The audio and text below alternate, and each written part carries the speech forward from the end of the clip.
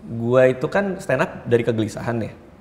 Tour gua kemarin keliling Indonesia itu kan gua sebagai orang penyendiri, punya istri, udah gitu punya anak gitu. Terus kan gua kesel kan di rumah ya. Jadi tour gua isinya ngata-ngatain istri anakku.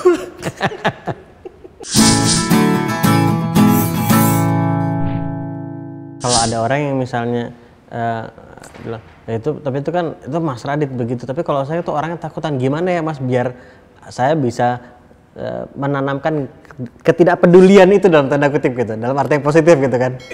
Inilah kenapa gue gak cocok jadi motivator ya. Gue gak peduli sih gue. Jadi kalau lo ngerasa, ini gue cerita nih. Iya buat gue gak usah takut, gue berani aja, kita berkesempatan. Terus orang bilang, saya tuh gak bisa kayak gitu Mas. Saya orangnya takutan, ya udah. Ya udah, ya dah. Karena ya udah buat gua gitu loh. Yang bisa nyelamatin diri kita kan cuman kita ya. Terus kenapa tiba-tiba jadi gua yang pusing kan? Harus jadi penyelamat gitu. Iya kan gua udah sharing nih. Gua kayak gini segala macam ya udah. Kayak gua kan sering banget bikin konten. Jadi gua sekarang lagi senang bikin konten finansial. Karena tahun lalu dana pensiun gua, financial freedom gua tercapai. Jadi gua pengen sharing ke orang. Jadi gue pengen bilang ini bisa dari 21 tahun. Gue nabung, gue investasi selama 15 tahun konsisten. Nggak beli barang mahal apa segala macem gitu. Dan gue pengen sharing ke orang. Bikinlah gue kan. Cara ngeraihnya gimana, ngitungnya gimana gitu kan. Ada aja yang komen. Enggak takut ditipu, enggak takut ini. Itu mah enak segala macem. Oh ya udah gitu. Lu nggak mau ya udah, nggak apa-apa. Bukan urusan gue gitu loh. Selamatkan diri lu sendiri lah. Karena ujungnya juga cuman kita yang bisa bantuin diri kita kan gitu. Gue tipe yang kayak gitu sih kalau gue, makanya gue nggak cocok jadi motivator ya. Tapi kalau jadi ya based on pengalaman gue aja gitu. Silahkan ya, gitu. Dicerna versi masing-masing gitu. Iya, kalau mau ngikutin boleh, nggak juga nggak apa-apa. Kalau lu curiga sama gue juga boleh. Atau mau lo self-serving bias yang which is gue paling males ya. Kayak enak banget Radit. Karena dia ada ketika zaman dimana blog itu baru populer. Ya iya lo kalau nyari itunya semua orang pasti juga nemu gitu loh. Tapi kan ngapain? Ngapain lo milah-milah dia enak soalnya gini, makanya gue nggak bisa. Ya berarti kan lu jadi fatalis juga gitu. Ya gitu sih. Kalau nulis naskah sama nulis blog, nulis buku, yang paling lu rasa beda apa men? Nulis blog? Ya, apa buku? Buku, blog, buku, dan nulis naskah film. Oke, semua medium itu punya format sendiri. Jadi setiap medium punya grammarnya sendiri. Jadi kalau nulis buku ya beda, kita harus memberikan gambaran imajinasi visual melalui rangkaian kata yang kita bikin. Jadi gue bisa bilang Ali duduk mikirin di rumah mau minum apa misalnya, gue bisa nulis tuh. Tapi dalam grammar membuat sebuah film, skenario film itu kita nggak bisa nulis apa yang karakter itu pikirkan. Jadi kita nggak boleh nulis sesuatu yang nggak ada di layar. Jadi gue nggak bisa nulis tuh. Ali mikir dia mau minum apa, itu kalau saudara baca dimarahin gitu. Gue nggak bisa visualin nih Ali mikir mau minum apa gitu. Yang bisa dibikin adalah Ali buka kulkas, ngambil air, dibawa pulang. Itu bisa kita visualkan gitu. Jadi bahasa tiap platform tuh beda-beda gitu. Pun juga Instagram pasti beda, YouTube juga beda, nulis skripnya gitu. Podcast juga pasti beda. Kalau dari tiga tadi itu yang menulis ya kita bicara yang blog, buku, dan naskah film gitu. Yang buat lo paling challenging mana? Semuanya challenging sih, cuman yang paling effort ya, itu nulis skrip film. Kenapa? Karena film itu kerja kolektif. Jadi menulisnya itu pun juga kita harus dengan pikiran bahwa apa yang gue tulis tuh bisa nyampe ke produser, bisa nyampe ke aktor, bisa nyampe ke ke tim gue, tim produksi gue. Makanya gue tipe yang ketika gue nulis skenario sebuah film, itu gue ngasih ruang buat mereka untuk berkarya. Dalam artian gini, dalam skrip film yang gue tulis, Malam Minggu Miko tuh orang bisa download gratis karena gue sebarin tuh skripnya. Jadi orang kalau mau belajar bisa download. Gue nggak pernah nulis misalnya adegannya marah lah. Ali ngangkat meja lalu membanting meja itu terus menunjuk-nunjuk si perempuan dan berteriak kasar gitu. Gue nggak pernah nulis gitu. Gue cuma nulis Ali terlihat marah. Tek, udah. Kenapa? Karena gue mau aktornya pas dia baca Ali terlihat marah. Gue sebagai Ali, terjemahan gue apa nih marahnya? Jadi ada interpretasi si ada aktornya. interpretasi dia gitu. Dia marah mau gini, dia marah mau gini, mau apa segala macam. Jadi sampai sekarang tetap seperti itu kalau lu buat naskah. Kenapa? Sampai sekarang lu kalau bikin naskah seperti sampai itu. sekarang masih kayak gitu. Jadi di naskah gue nggak pernah yang Radit menggaruk kepalanya. Gue nggak pernah. Gue bilang Radit terlihat bingung. Nah biarkan aktornya itu menerjemahkan bingung karakter ini apa ya? Dia garuk kepala kah? Dia apa segala macam. Jadi biar dia ngasih ruang punya karya gitu di situ. Nah, maka buat gue menulis skenario film itu jauh lebih tidak egois dibanding menulis buku. Bukan berarti menulis buku karena egois, salah ya, bukan. Tapi menulis buku adalah interpretasi semurni-murninya dari seorang penulis, sedangkan naskah film memberikan ruang buat orang-orang menginterpretasikan itu gitu. Jadi it's a dan keterlibatan orang lain di situ ya. Nah, karena pertanyaan tadi mana yang lebih challenging, tentu lebih challenging buat ngasih ruang kan. Karena kadang-kadang penerjemahan mereka itu bisa berbeda dari apa visi kita, dan kadang itu jadi magicnya di situ. Tapi magic itu artinya ini ini keren banget. Nah, iya. Tapi ada juga yang sebaliknya. Ada juga yang sebaliknya. Nah, kalau kayak begitu gimana? Dalam artinya interpretasinya itu beda banget sama yang lo visikan gitu kan. Dan banyak nggak misalnya aktor atau aktris yang justru malah nggak cocok dengan cara gue, mendingan lo tulis yang detail maunya apa gitu. Gue kan nggak ngerti. Nggak ada. Jadi sejauh gue kerja bareng aktor sama aktris yang pernah kerja bareng gue, nggak pernah ada yang itu. Lucunya teman-teman ini justru kalau dikasih ruang happy, karena mereka adalah seorang artis kan. Mereka mau ngelukis kan. Ya. Jadi kalau dikasih ruang buat ngelukis dari hati mereka karena mereka baca skrip ya, mereka happy banget gitu loh. Dan kayaknya kalau ada aktris atau aktor datang bilang kayak ini kurang didirect, ini kurang detail, itu malah aneh kalau buat gue gitu. Ya lo kan dibayar untuk menginterpretasikan karakternya kan. Ya. Gitu. Jadi ada space untuk mengekspresikan dengan caranya dia sendiri gitu. Kalau buat gue iya. Pun juga nggak cuma soal aktris sama aktor, tapi dari set produksi pun juga kayak gitu. Gue tinggal bilang kamar Radit terlihat berantakan, tapi di beberapa sisi kamar kita bisa melihat dia tertarik sama band-band metal tahun 90-an. Misalnya gitu, gue tulis di skrip gue. Ya itu nanti art director gue yang terjemahin. Posternya apa ya? Taruhnya kayak gimana ya? Gambarnya kayak apa? Nanti dia ngasih opsi tuh. Ya. Jadi ya itu kolaborasi di film itu yang paling menarik dan sekaligus paling challenging. Gitu. Dan kalau sekarang ke area stand up gitu. Ini kan beda lagi nih men. Aspeknya beda banget ya, banyak ya. Beda lagi nih.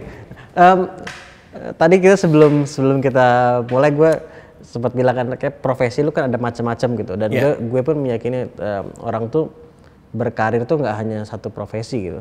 Tapi kalau seandainya dirangkum, lu melihat diri lu sebagai apa? Gue pencerita dalam berbagai macam medium sih. Gue storyteller. Jadi gue seneng bercerita aja, gue suka cerita di buku, gue suka cerita di YouTube, gue cerita di IG, gue cerita di stand up. Dan tergantung apa yang lagi pengen gue ceritain tuh apa yang deket sama gue gitu. Nah kalau stand up ini kan it's a different animal juga kan? Iya, it's a very different animal. Yeah.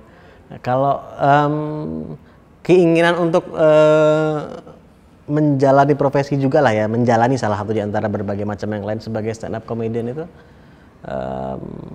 munculnya sejak kapan dan reasoningnya dibaliknya kayak gimana? Pertama karena itu promo buku. Ya tadi. Itu jadi awalnya itu. Gua itu punya belief bahwa stand up comedy nggak bisa dijual di Indonesia. Belief gua pada saat itu. Tiba-tiba ada orang ngeselin ya namanya Panji ya. Ngumpulin sama teman-teman yang lain which is Ernest Prakasa, Rian Adriandi, Seman Suryaman. Untuk bikin acara di komedi cafe di Kemang waktu itu dekat rumah gue diajakin, gue iya aja karena mereka tahu gue juga stand up gitu. untuk promo dan lain-lain kan.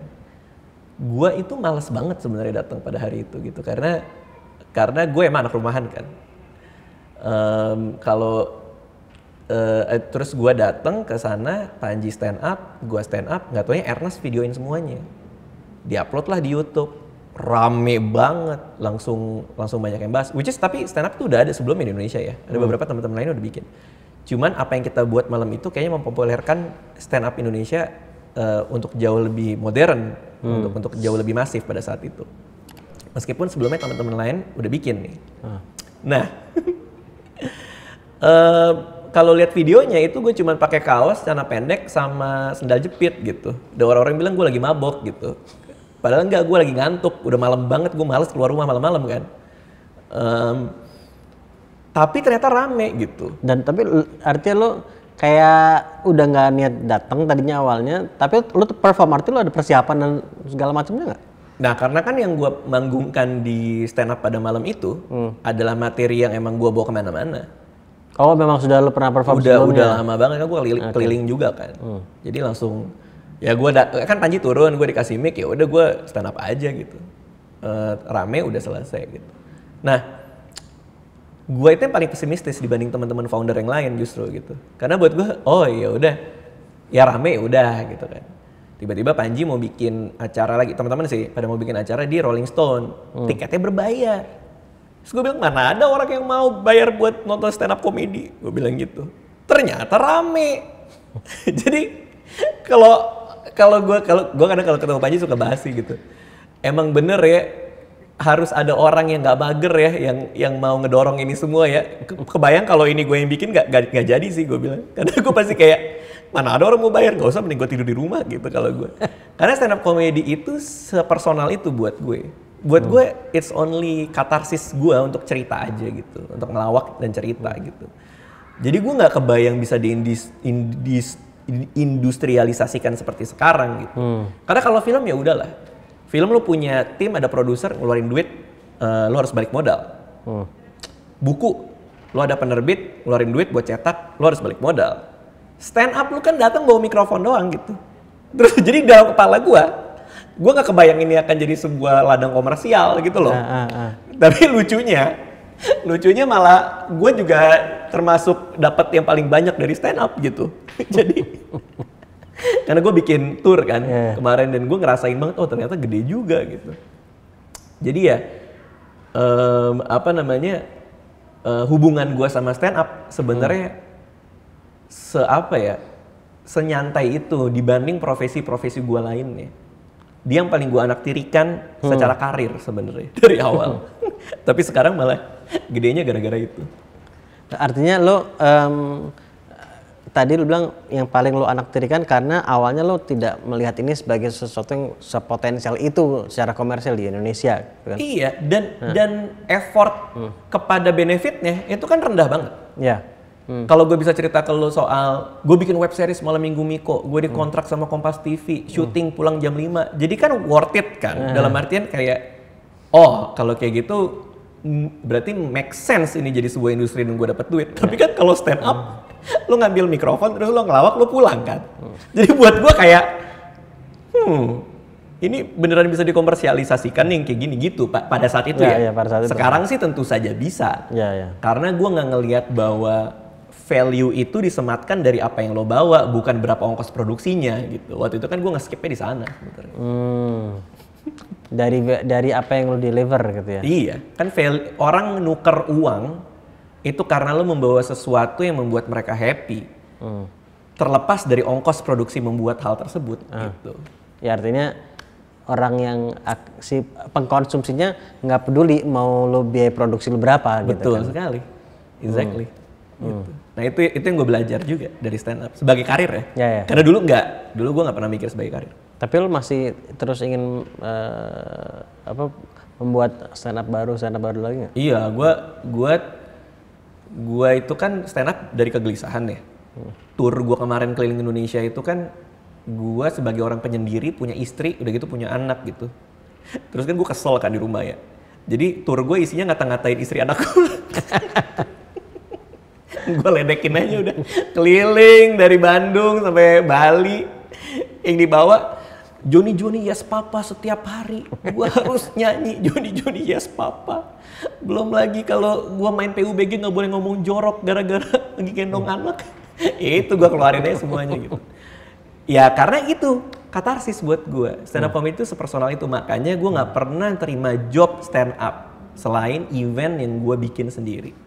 Jadi mungkin agak beda sama Panji ya. Kalau Panji kan dia ada job stand up, dia ya dia bisa terima gitu.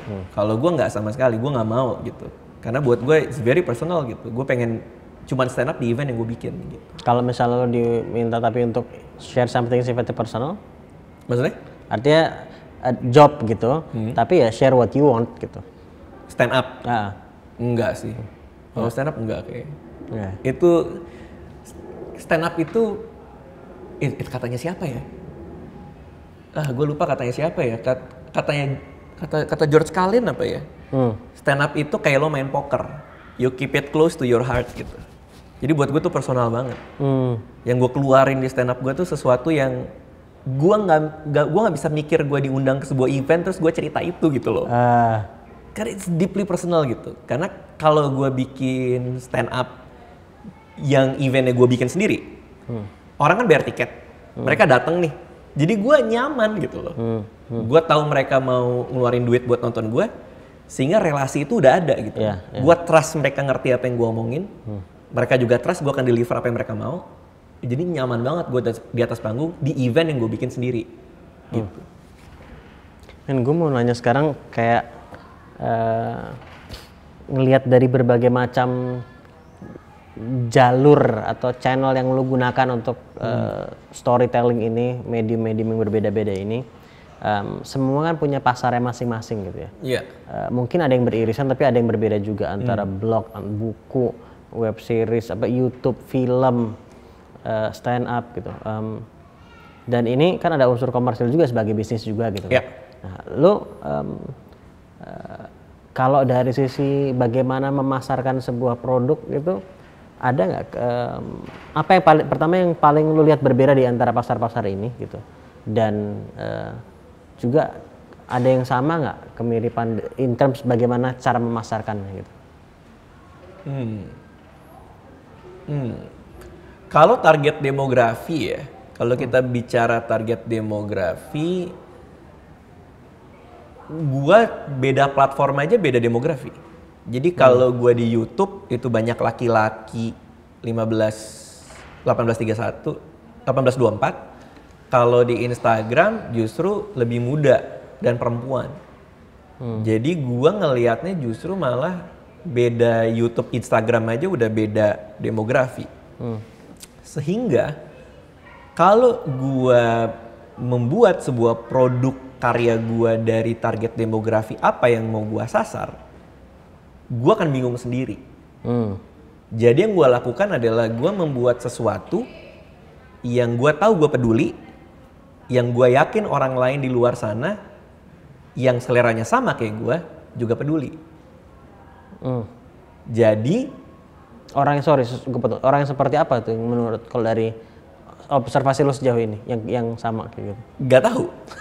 Jadi gue hanya makanya gini, makanya kalau gue bikin stand up, syarat pertama adalah gue harus ketawa pas bikin. Kenapa? Karena orang lain di luar sana yang seleranya komedinya sama kayak gue pasti juga ketawa. Minimal satu deh. Gitu. Karena lu pun pas saat bikin lu pun ketawa sendiri gitu kan. Jadi gue bergantung sama selera lu sendiri. Gue nggak tahu dibentukannya nih. Gue nggak tahu dia perempuan, gue nggak tahu dia laki-laki. Kan kalau orang kan bilangnya kalau punya bisnis, lo harus bikin persona customer kan. Dia umurnya berapa, itu bener, gue juga lakuin kadang-kadang. Tapi kalau gue bikin karya, penikmat pertama harus gue dulu. Kenapa? Karena selera orang yang sama kayak gue pasti juga suka kan. Nah gue nggak tahu nih apa dia tua, dia muda, dia perempuan, dia laki segala macam gitu. Tapi kalau gue suka, ya grup bola aja ada WA grupnya kan, maksudnya suka sama tim yang sama, ya kalau suka sama hal yang sama masa nggak ada lah minimal 50 orang lah gitu yang menikmati apa yang gue bikin gitu. Jadi sensornya di gue gitu. Ya. Gitu sih. Oke. Sama gini, kayak gini. Kayak pasti ada beberapa video yang kalau lo bikin sama tamu-tamu lo yang juga lo secara personally deep dan interested gitu kan. Pasti akan ada orang lain di luar sana yang juga kayak gitu gitu. Yang se-interested lo gitu. Karena concern dan apa yang lo pengen tahu tuh sama. Tapi pasti ada juga kayak yang gue bikin ya, misalnya gue ngelakuin sebuah konten di mana kok kayaknya gue nggak terlalu nyaman ya bikin ini gitu ya. Tapi gue tetap maksain. Jatuhnya di luar sana ternyata banyak yang ngerasain sama, malah nggak dinikmatin banyak orang gitu. Jadi patokan gue diri gue aja dulu gitu. Jadi kalau lo menyukainya, lo ketawa, orang yang punya selera sama lo ntar juga ketawa juga gitu. Iya, udah paling gampang gitu. Nah orang rame-rame bilang, gimana sih cara bikin orang ketawa? Ya lu dulu aja ketawa nggak sama apa yang lo bikin. Kalau lo nebak orang, 100 orang lo kasih lawakan lu, yang suka dikit kan lo sakit hati gitu kan. Makanya lo nggak bisa nebak gitu. Jangan pernah nebak-nebak kayak lawakan ini lagi ngetren nih. Wah ini video kayak gini lagi hits nih gitu. Lu suka nggak gitu? Itu dulu aja. Lu sebagai stand up maupun dalam medium berbeda-beda tadi, biasanya kalau semakin orang dikenal semakin banyak yang suka, tapi kan yang negatif, komentar-komentar negatifnya juga banyak nih. Betul nggak Kuh? Betul. Nah, lu biasanya kalau menghadapi komentar-komentar yang negatif seperti itu, lu biasanya gimana sih? Lagi stand up di GOR, tapi nggak ada yang nonton, jadinya nggak lucu gitu. Ada yang lagi stand up nggak lucu, pas lagi press conference terus MC-nya bilang ternyata nggak lucu ya gitu. MC-nya ngomong gitu? Di depan wartawan. Oh ya itu dia penampilan di 3, oh ternyata nggak lucu ya gini-gini.